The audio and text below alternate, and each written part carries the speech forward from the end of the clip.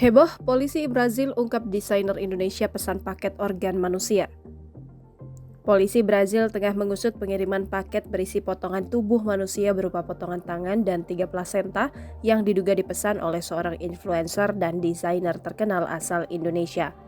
Kasus ini terungkap setelah polisi Brazil melakukan operasi anti perdagangan manusia pada Selasa 22 Februari di laboratorium Amazonas State University di kota Manaus.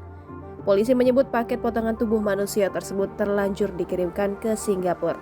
Paket potongan tubuh manusia itu diduga dipesan oleh desainer terkenal asal Indonesia berinisial AP yang sempat menjadi sorotan karena produk buatannya pernah melibatkan organ tubuh manusia.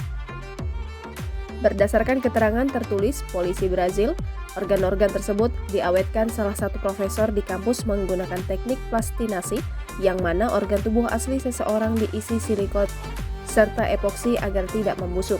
Saat dikonfirmasi, anggota kepolisian federal Brazil membenarkan bila tujuan pengiriman paket itu adalah Singapura. Paket potongan tubuh manusia itu sudah meninggalkan pelabuhan Manaus. Berdasarkan informasi yang diterima dari salah satu sumber aparat, paket dari Manaus berisi potongan tubuh manusia itu dipesan oleh desainer berinisial AP.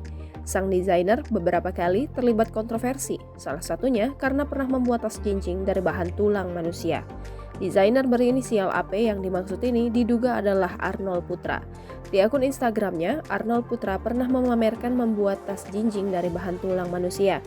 Arnold Putra kala itu berdalih bila tas dari bahan tulang tersebut didapatkan dari sumber yang etis, serta dilengkapi surat resmi otoritas medis di Kanada. Sebelumnya, Arnold Putra juga mengundang perhatian publik karena mengenakan pakaian mirip seragam pemuda Pancasila di Paris Fashion Week 2022.